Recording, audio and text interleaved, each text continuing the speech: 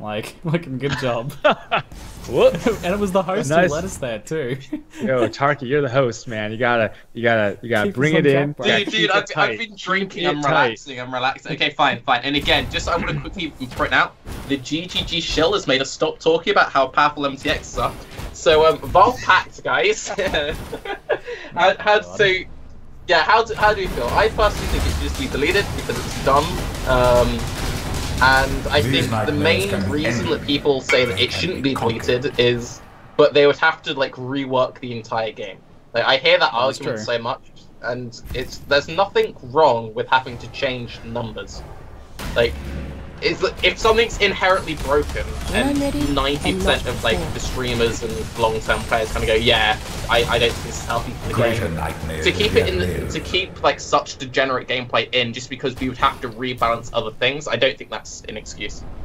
Personally, I think it's gonna happen soon. yeah. I think there was basically when Ascendancy is released, because GGG used to balance their game very differently, where it would be the leagues would be like a test whether or not these things that we're changing right now are good for the core game, and that's what we're relying on. And when Ascendancies got released, it was kind of like, oh yeah, everything's broken, and we're just gonna keep adding more shit. But if everything's broken, then nothing is broken, right? Like, everything's balanced, and they were really stayed on top of that. I don't think that's how they wanted things to be, honestly, but you could really tell pretty much since Ascendancy came out that they were constantly catching up, and they were constantly behind schedule, and they had all these plans. And I feel like now this is finally the moment that we've gotten to 3.0. We can breathe now. They've got 4 months. They have all these plans that I think that's why they're announcing an expansion now, because they had all these things that they were working on in the meanwhile, and they knew, okay, we won't be able to finish this before next league.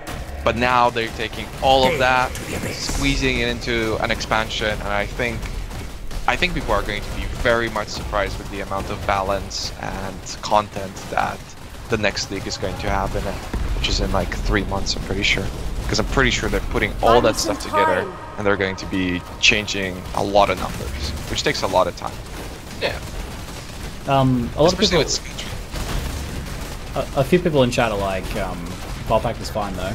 I think it probably would be helpful in this argument to set a baseline for what is our issue with Valpact. Like, why do we all, pretty much every podcast I've been on 100% across the board, think that Valpact should be removed or changed in some way?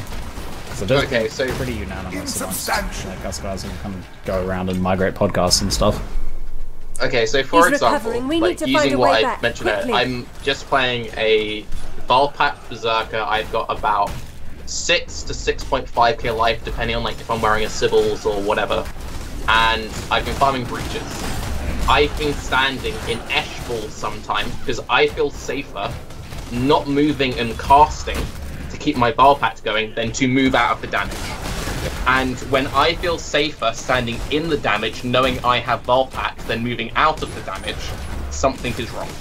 And then you get to the point where people, like, not that long ago, one of the big issues with CI was how good Valpact CI was. I will just face tank Shaper, I will face tank this boss, I will face tank this mechanic. And when face tanking is safer than moving, that's bad game design. Like, there's no excuse, that's just straight up bad game design, in my opinion.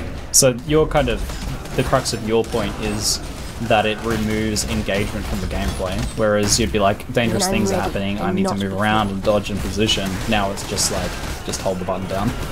So that's kind of, that's your crux of your perspective, I guess, yeah? Yeah, basically. And it also further encourages just building damage to get just enough life, and you'll be okay. Like, the better Valpact is, the better raw effective HP stack is, and the less important stuff like investing in evasion, armor, like all the secondary mitigation types become less important when you can just Valpact is my only defense. I agree with that as like the core kind of underlying thing, but the follow-on effects I think are the bigger part, which is like once that happens, then the game like everything around it has to be balanced around that fact. So the availability of leech, one-shot mechanics have become more prevalent so that these people can actually die, and you know, certain things get changed according to this, whereas the other builds who don't take advantage of Valpact kind of get left behind as a result. I agree. I don't like how it trivializes content. Like that's my biggest problem with it. But yeah, it's literally better to stand in things. But because somebody in the chat mentioned that that should be a possibility, just not with the current investment. And I agree with that to a very specific extent. Like, if Shaper, if Guardians, if red maps are supposed to be this thing that PoE relies on for its hard content, and PoE is known as this difficult, hard game, like, I don't think there ever should be like a point where you can just face tank all of that.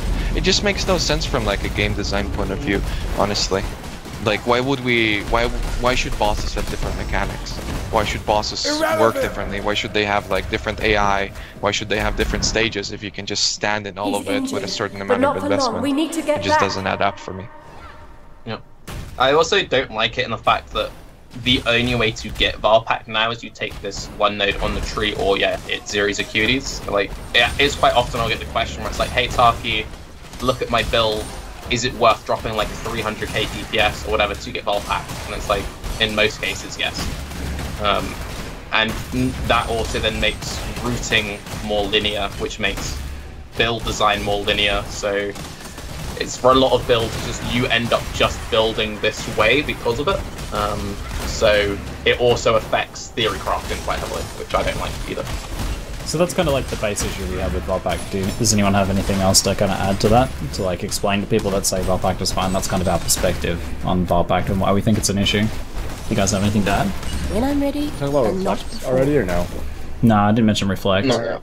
The current Reflect is like this. I mean, they've already said that they've built their game around logout macro, right? Like to these huge hits, and so that's one way you can escape the danger. If you see like with the range that projectiles have now, like 150 units, that's like almost two screens away. And so if you're gonna hit yourself on like a Necromancer or a Stone Golem Reflect, I mean, what are you supposed to do? Like, you just take, you could be like, oh yeah, just take the death, right? There's no Valpact, okay, bam, I do too much damage and now I'm punished for doing damage too quickly. I don't think that's like the right way to look at it, and I don't know the solution, but there are also a lot of ways to counter Reflect though, because we're in a situation where you have Elementalist, you have Slayer, you have Scion, you have Pantheon giving you 25%, you have up to 20 or 30% on the tree, you have Sibyls giving you 40%, you have max res you can go for. It's like, I'm on the point with my character where the only things which will kill me will be me just like brain not working, like not using like anti-bleed or something, or me killing myself with like minus max reflect. So I just equip the Sibyls, and Sibyls plus Pantheon, 65% reduce reflect. I'm not gonna kill myself. Okay, this is like next level. Like, you've been playing the game a while. You gotta think about your average player who's playing like some bow build, you know, running around. They don't have a way to get fortify, right, to reduce it. They're not gonna be like, oh, I'm gonna take Sibyls and like maybe Scion Elementalist, or I'm gonna go what's the other thing, Ash Frost Storm, and like all these other they're not gonna do that at all. Well, so nearly every single elemental bow build takes the Ellie wheel bottom right. That's 10%. You then have Pantheon. It's a system in the game now, so we balance around it. That's another 25. So that's baseline 35%. Reduce reflect on 90% of bow builds. If you're playing a pure fizz bow build, you're probably Slayer, which means you then have 50% like just inbuilt into your ascendancy. Okay, all of that aside then. Okay, all of that aside, have you died to reflect recently? I died to reflect. Like, last so like what you know doesn't. No. I died to reflect. You're good at the game. I died to it last league because I didn't do any anti-reflect stuff. The only thing I had on that character was, oh, I'm a Slayer, I think I'll be okay, and I just hit a little bit too hard.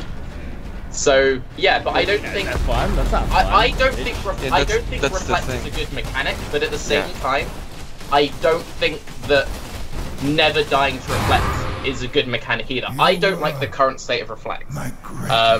However, if you look at D3, that game which had like reflect and had instant leech, one of the best things that ever happened to that game was removing instant leech and reworking their reflect. So yeah, obviously, if you remove Volpact, you touch Reflect in some sense. No one's saying remove Volpact and keep the game exactly as is. No one's making that argument. But yeah, I don't know. Yeah, but that's the thing that they talk